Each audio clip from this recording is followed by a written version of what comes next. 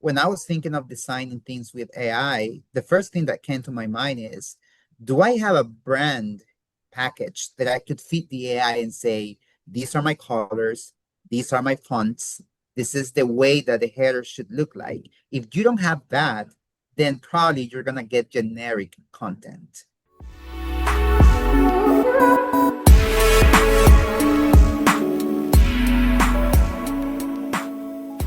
Hey, Guy Powell here, and just getting ready to start the next episode of the backstory on marketing and AI. And if you haven't already done so, please visit prorelevant.com and sign up for all of these episodes and podcasts.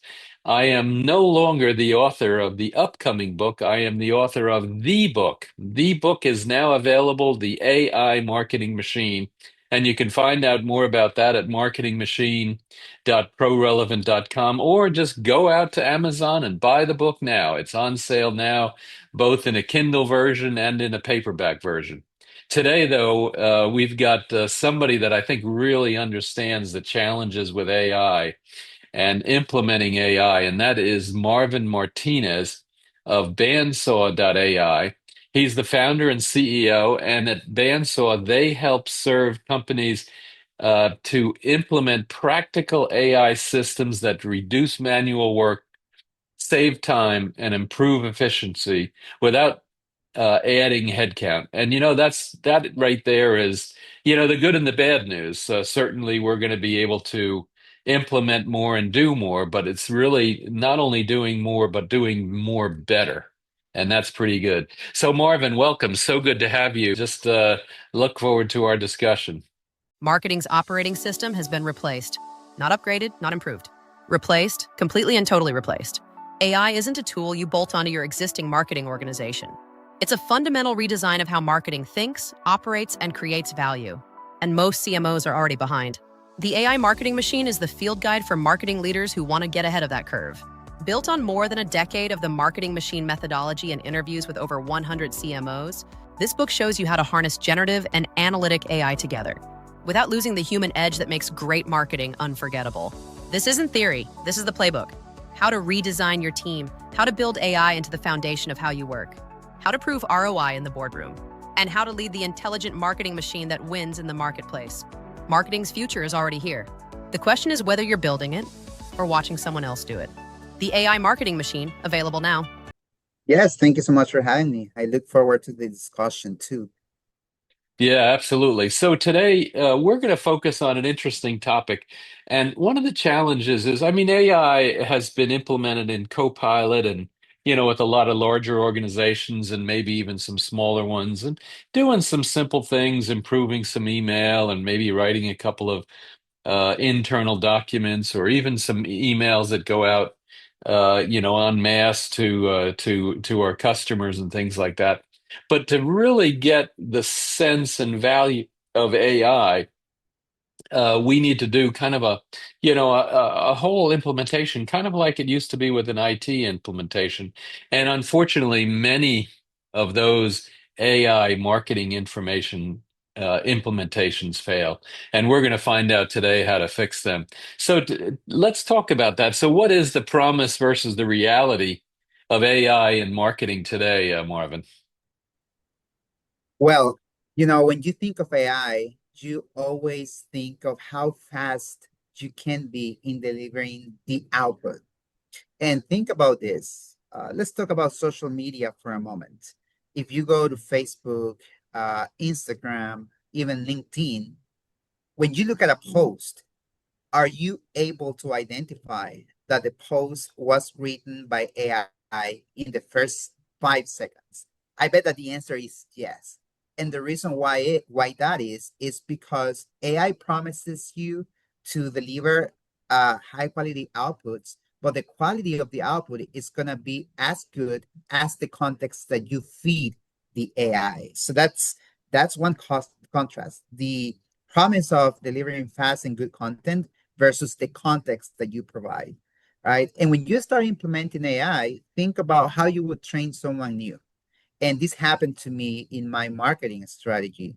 Uh, you know, when I was thinking of designing things with AI, the first thing that came to my mind is, Do I have a brand package that I could feed the AI and say, these are my colors, these are my fonts, this is the way that the header should look like? If you don't have that, then probably you're going to get generic content, right? So you have to be very careful as to what you feed the AI, the context that you provide, so that you can really have like the output that is actually going to deliver high quality content to your audience, right? Because again, you can see in the very first 5 seconds of a post if it was made by AI. Things like using the word most. If you see a post starting with most, like most companies, most people, that's AI written. If it has M dashes, that's AI written. If it has contrarian ideas, like for instance, it's not about experience, it's not about effort, it's about discipline. When you have that contrarian ideas, that's AI. And in this era, with so much people using AI for the same thing, the question in marketing is what makes you different? What makes you attract people? And that's when transparency comes into place. And that's when, putting your face to the camera and record yourself and speaking, out loud your ideas, that's what really makes a difference. And you know what? My most or my highest performing posts, they are posts about me, what I do, who I am, and my battles of my everyday, you see? So that's kind of the difference between what AI can provide and what it promises versus the actual delivery. Yeah, how true that is, and it's so true. The M dashes they drive me nuts, and then one of the things too with Claude. I mean, I used to use Chat GPT, but I use Claude now, and Claude uses English, not American English, and so the Z versus the S in some instances, and that right there is kind of a good giveaway. And then what you're talking about is, I think they're called the parallel negativism, where you do it's this, and this, but it's not that, and that, or whatever, however that works. And it's funny now. I hadn't heard the one about the most. I'll have to start looking at that. That's a pretty good giveaway. Now that though talks about the quality of the outputs, and certainly you want to have, especially anything that's customer facing, you want to have good quality. But what are some of the other root causes of implementation failures that marketers maybe never even see? That's good because you have to really think through your strategy. And when I speak with business owners about how they want to implement AI in their day to day, specifically talking about marketing, sometimes owners don't have a structured plan. Like, for instance, I have this client who said, I want to create social media posts using my website content, which is fine. That's a great idea. But my questions like right away were what type of content do you want? How does the content look in your marketing funnel? Is it the top of the funnel? Is it the middle of the funnel? Can you tell me more about your voice? Can you tell me about your experience and your point of view regarding this topic? It's not only saying write a post about this topic. That's not what it is, because otherwise you're gonna get a generic post. So most of the failures I've seen is people not really thinking through the strategy and not having their processes built out in SOPs or even in a piece of paper. You don't have to be fancy for that. And that's what makes it fail. So this guy, he said, I don't have time for this. Just do the automation. I want my AI agent creating posts from my website, from my podcast, and that's fine. I built it for him, but guess what? He was not getting impressions, he was not getting comments, he was not getting leads from that content. And the reason why that is because he was just purely genetic, right? About one specific content, but that really like didn't have a voice. So you mentioned using Claude. Claude as a tool is really powerful. So and what makes it and what is going to make it successful for you is how you feed again the context. So I am a marketing strategist. This is the way I do things. This is the way I think about the funnel. You give a README file to Claude, so that it reads every time before it does something, and then you're going to become more successful, more successful, and more successful. You tell Claude, hey, I really like that output. Can you please save it in your memory so that next time you make a reference to that? Like, for instance, like one time I made a post with Claude that hit like 45,000 impressions in LinkedIn, and it was just about a general topic, like something about the .ai domain. It was very interesting. A lot of people commenting, a lot of people liking it, so on and so forth. And I used that as a reference and told Claude, "Hey, look, this was the impression count. This was the engagement of the post. Let's do more posts like this." And then that's when you increase your reach and your visibility for people. So you need to have that strategy in place if you really want to be successful using AI. Yeah, that is so true. And to your point, a social media post especially, what you want to do is you want to get people to read it. I mean, what good is it, if it just talks about, something that you find interesting as opposed to your readership will find interesting. And really understanding, make sure that the post is something people are going to want to read about. And then, of course, there's other things that go into it, and I'm not an expert on it, but what's the hook? I always look at it as the first 3 seconds buys the next 30 seconds, buys the next 5 minutes. So that first 3 seconds, you got to buy them to read the next 30, and the 30 seconds has got to be good enough to then get them to, to dig deeper and dig deeper. And that's hard. That is really hard. That's where social media marketers really earn their stripes if they can figure that out so they can, drive up the engagement, the readership and the viewership and what have you. Now that you mention it, I truly believe that when the content is written, it really needs to talk to your ICP, which is another piece of like making the mistakes, right? Like, who are you talking to? Because at the end of the day, what's the purpose of marketing? Getting leads, getting marketing qualified leads, people that, start getting interested in your service. So how do you write in such a way that it always talks to your ICP in a way that if my ICP is a business owner from cleaning companies, I want them to read my social media posts and say, that's me.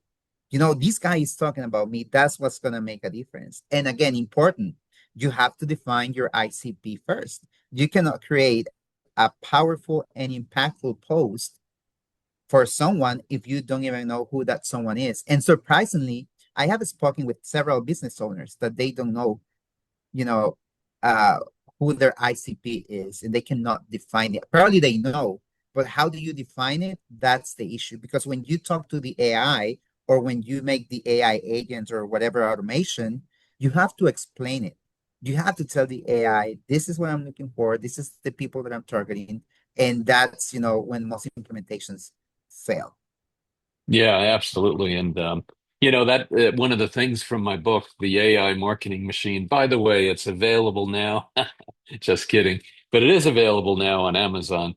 But in any case, that was one of the big findings is, if you don't give the right kind of information to the AI when you're writing, whatever kind of content it is, then you're going to get a generic answer. And what's really critical is the difference between generic answers and specific answers. You want an answer from your prompt that's going to give you something very specific that's going to help you to, in our discussion here, increase viewership, increase readership, get people past the 3 seconds, the 30 seconds, and the 5 minutes. So that's what's critical. And one of the big pieces of that is, really feeding the AI consumer insights. And so one of the things we need to talk about is, so how do we handle community consumer insights, to make sure that the AI really gives what we want. Yeah, it's all about that feedback cycle. Picture this. You have a lead magnet that you send out to people via DMs, via email list, whatever, right? So how many people did actually sign up for that lead magnet? How many emails did you get? How was the reaction of people? Similarly, with a social media post, how many likes did you get? How many comments did you get? How many shares did you get?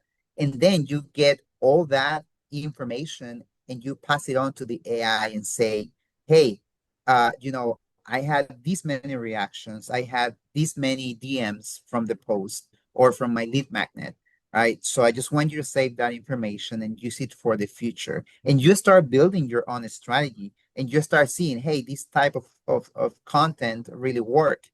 It's like A/B testing, right? So you do one post, you see the reactions, you see how well it performed. You feed the AI back to it, and then you can have the AI analyze the comments. We have tools that can connect to your social media like ManyChat, even Cloud Code, the extension, you can put it into your Facebook account, Instagram. You can have it read all the comments and see how people react to that. And then from the comments, you start creating more content and more content and more content. So it's really important that you feed the AI with the actual comments, likes, reaction from people that is interacting with your post. And I can guarantee you that you're going to get better outputs every time and every time. Yeah, how true, how true. And one of the things too is, that consumer insights or customer insights is so critical. And one of the things that is, potentially a way to improve your AI is really understanding how your customers actually think. Tell us a little bit about that. That's a tricky one because it comes with repetition. It comes with you doing the same thing over and over again, maybe different formats to see what actually works. I I've been working with a team that has tried 5 different strategies to see what really resonates with the public. But there's one principle. You have to think about what pain point you are solving for other people. So if I'm thinking about business owners, right, what problems do they typically have? Like, do they want to increase their sales? Do they want to improve their sales strategy? Do they want to get better at customer service? Like, and then the content goes again targeting those pain points. So it's really important that those signals that you see, you use it to your advantage. If you go to Reddit, for instance, I have an automation that goes to Reddit to specific groups that I typically participate in and see what people are saying.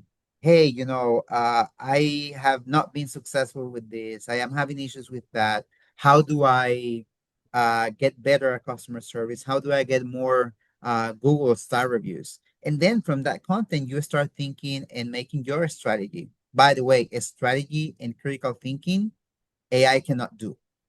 That's Hmm. you doing it. It's you driving the car. AI is the car. You have to drive it, right? So all those insights from the customer, that's one way of getting it. Going to as I mentioned, Reddit, uh like Facebook, like whatever, right? And then just getting those insights, like putting it into the AI and say, this is what people are saying. How do I match that with my offer? How do we make it attractive? But it's all about you speaking to the AI, thinking just like your customers would think, and then study from there. Yeah, absolutely. That makes so much sense. So, yeah, tell us, maybe you could summarize a little bit. What do you see as the real roadmap to make sure that AI and marketing, that marketers just get it right? What do you see as the top, 4 or 5 pieces of that roadmap? Yeah, the first one is make it right manually. If you put AI in anything, it's just gonna amplify what you have. So what that means is if your content or marketing strategy does not work at all, don't start thinking about how you can automate. Because if you do that, then the wrong output is gonna be multiplied, and it's gonna be multiplied by a lot, right? So that's the first thing in the roadmap. Put your things together, see what works, and then when you see something working, then start thinking about automating it. think about workflow, step number two. It's not only about, this works for me. It's also about how do I put it in a paper in such a way that it's easy to follow. So for instance, how do I do my research to see what type of content I'm going to do? How do I transform that research into actionable items? How do I get those actionable items into resources I can share with people to add value?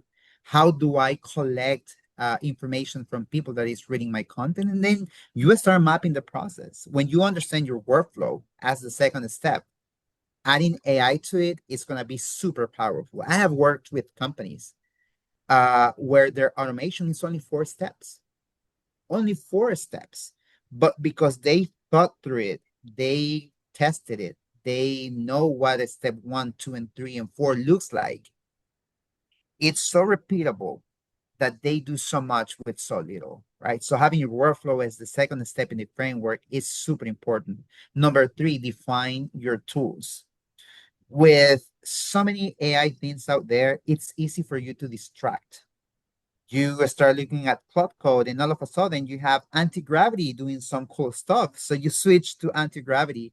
And then as you are working there, you see Codex doing some fancy like tools or some fancy, results action features that you may say, hey, this can work for me. And then you go back to Claude because Claude got improved or got upgraded. So when you start thinking about how many tools there are out there in the market, you have to specialize in something. I don't try to use many tools at the same, like pick one tool and get really good at it. My favorite tool is for automation is Cloud Code. I agree with you 100%, plus N8N when I have to connect multiple sources and multiple softwares all together. So I use that. And lastly, fail fast and fix soon. What am I saying? Mhm. You don't have, as the last step, when you find something that works, you put it in a workflow, you use your tools. Don't think about complex projects. Just start doing it, right? So if it's a 1 week implementation, just do it, start implementing, see the output, and then fix it. Because I guarantee you, it doesn't matter how much you plan for it, you will always have edge cases. You will always have an output that you will not like, and no one will make the perfect output in the first try. So if you have to iterate many times before getting the actual output that you like, then start soon, fail fast, do phases in your project, phase one, phase two, phase three, right? Try with the first one, see what worked, see what didn't, see if it was helpful or not, and then move on. See what adds value. Because at the end of the day, when you start thinking of complex and long implementations, man, people get tired, you don't see results, and it all gets frustrated, and then companies say AI is not for me. And that's a huge mistake because AI is part of the day to day and you have to use it if you want to stay competitive. Yeah, yeah, that is so true. And because your competitors are using it, you have to assume that they're using it and they are either, they're learning just as fast as everybody else is. And if you're not going to keep up, then you are going to fall behind. It's such a critical, way to think about that. Um, this has been awesome. Marvin, I do have one last question for you. And that is, what advice would you give an up and coming new marketer that's trying to break into marketing when he or she are potentially competing against an AI chatbot? Well, I would say start thinking about what makes you unique that you can bring to the table. Because everyone can use AI, like everyone, and the tools are everywhere. You will have free resources, free tools, YouTube videos. But like I mentioned earlier, your creativity, your experience, and everything that you have learned personally, your personality, in fact, when you add that to the AI, that really makes you powerful, different, and unique. So think about what's your own fair advantage, taking into account your own experience, taking into account your own skills, personality, what you like to do. topics that you like to talk about. Be passionate about what you're doing, and you'll be successful. Yeah, I couldn't agree more. And actually, while you were talking before, I was taking notes, and that right there is so critical for a young marketer. But everything, especially your roadmap, makes so much sense. Um, so Marvin, I wish we had more time. Maybe we'll get on in another couple of weeks or months and do the next update because there are so many new things coming out, and this industry is changing so fast. Where can folks learn more about you and your company? They can go to my website, which is bandsaw.ai. You can actually look at it, or you can just chat with my chatbot. Of course, I have a chatbot right there that is trained with the way I will respond. So if you have any questions, just put them in. I get them in the background. Or you can connect with me via LinkedIn. Just go to the search bar, put Marvin Martinez, and then I'm going to pop up in the third or fourth result, hopefully, if not the first one. Absolutely. No, you're going to pop up in the first one, that's for sure. Well, let's make sure that we connect as well and go from there. Yep. Thank you so much. This has been really good and perfect. And it's such an important topic because it is so easy to get the implementation of AI in marketing wrong, and getting it right can have an enormous impact on sales and your brand and even your career. So, very important topic. In any case, then for the audience, definitely stay tuned for many other episodes in this series on the backstory of marketing and AI. And as I said, I am no longer the up and coming author of the new book, The AI Marketing Machine. I am the author of the book now ready for sale, The AI Marketing Machine. Go to Amazon.com and you can download it and go from there. Marvin, thank you so much. I really appreciate it. Thank you, Guy. It's been a pleasure. Absolutely. Thank you.